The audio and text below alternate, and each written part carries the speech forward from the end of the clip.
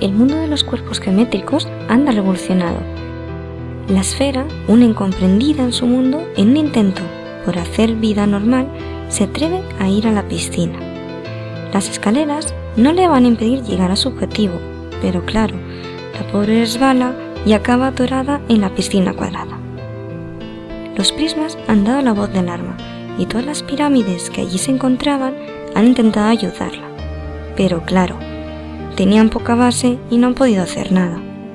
El cilindro, en un intento desesperado, ha colocado a sus primos los conos alrededor de la piscina para que la esfera se encuentre más tranquila. La solución es fácil, la próxima piscina será redonda.